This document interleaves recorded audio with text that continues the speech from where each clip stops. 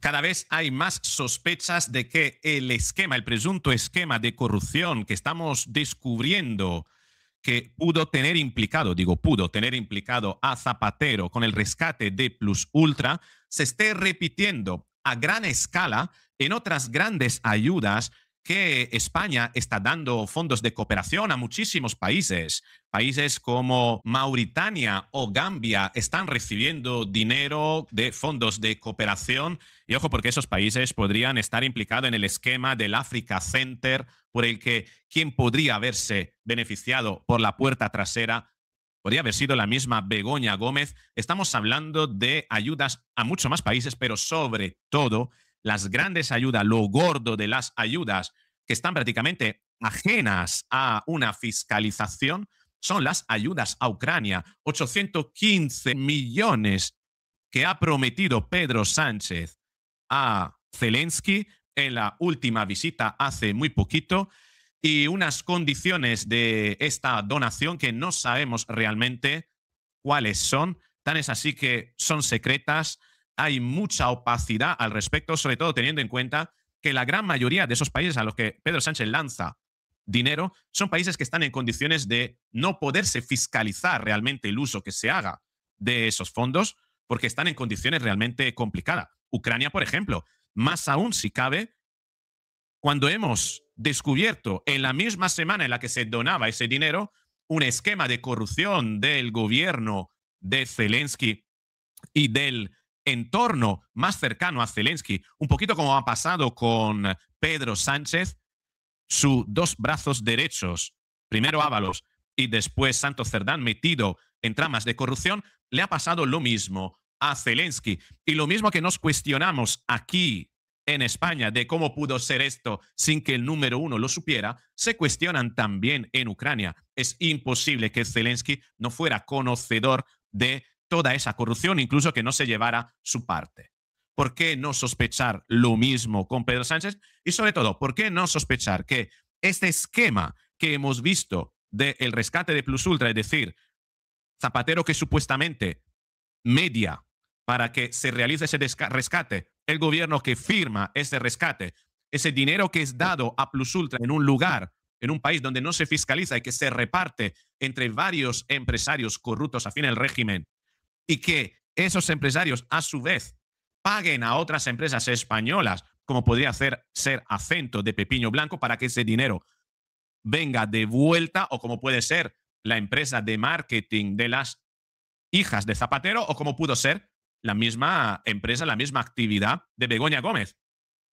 ¿No será que la gran capacidad de Pedro Sánchez de aprender cosas y replicarla podría estar llevándole a replicar ese esquema con Ucrania y con las ayudas a Ucrania?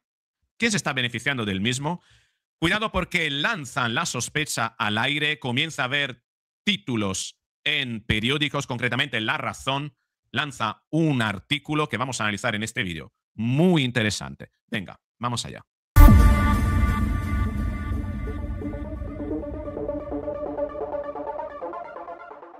Así es, esta es la foto entre Zelensky y Pedro Sánchez hace unas pocas horas en Bruselas, con un post de Pedro Sánchez diciendo: en Bruselas he trasladado al presidente Zelensky el compromiso de España con la soberanía de Ucrania y con su futuro dentro de la Unión Europea. Es fundamental asegurar un apoyo financiero europeo sólido y sostenible.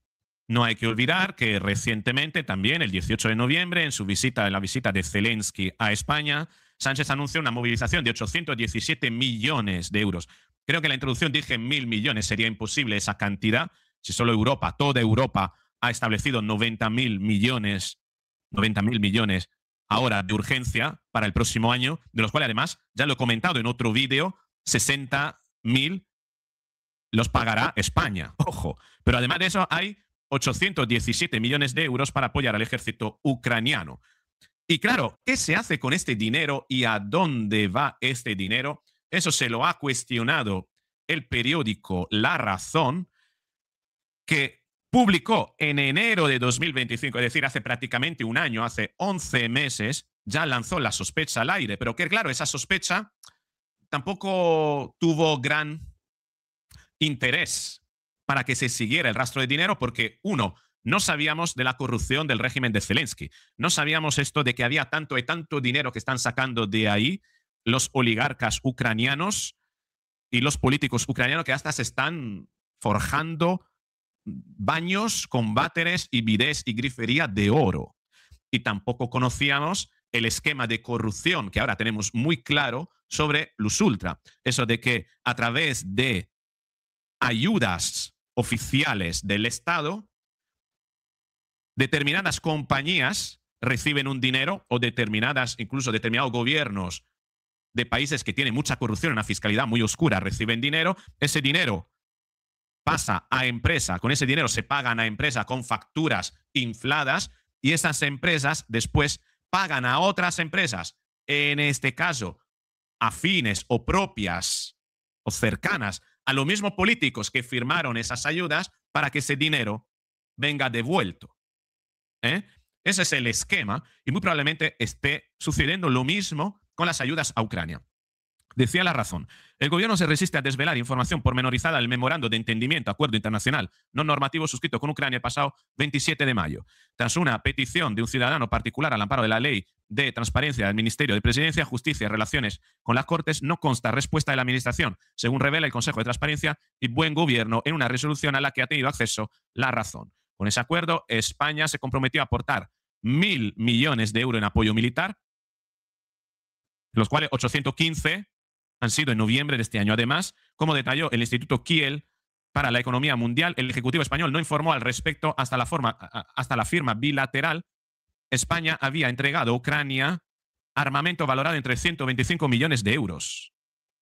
Pero el solicitante quería ir más allá y entre la lista de sus reclamaciones figura una copia de las versiones en inglés y ucraniano del acuerdo entre Pedro Sánchez y Volodymyr Zelensky. El informe emitido por el Servicio Jurídico del Ministerio de Asuntos Exteriores acerca de su naturaleza, procedimiento y más adecuada instrumentación según el derecho internacional, así como la competencia para celebrarlo y sobre su adecuación a la orden constitucional de distribución de competencias. El informe del Ministerio de Hacienda y Administraciones Públicas, donde se acredite la existencia de financiación presupuestaria adecuada y suficiente para entender los compromisos que se derivan del acuerdo. Toma de conocimiento por el Consejo de Ministros, copia del expediente administrativo completo y el informe perceptivo donde conste la valoración de sus repercusiones y efectos sobre los gastos e ingresos públicos presentes y futuros en España. Mediante un escrito registrado el pasado 25 de septiembre, el solicitante interpuso una reclamación ante el Consejo de Transparencia en la que ponía de manifiesto que no había tenido contestación. Es decir, que toda esa información era secreta. No sé si luego se ha revelado desde entonces, pero, en fin, esto podría ocurrir en más de una ocasión con más ayudas. 2 días después, el Consejo trasladó la reclamación al Ministerio requerido, solicitando la remisión de la copia completa del expediente y el informe, con las alegaciones que consideraba pertinentes. En el momento de elaborarse la resolución no se ha recibido respuesta, concluyó. Por lo tanto, apeló al derecho de todas las personas a acceder a la información pública.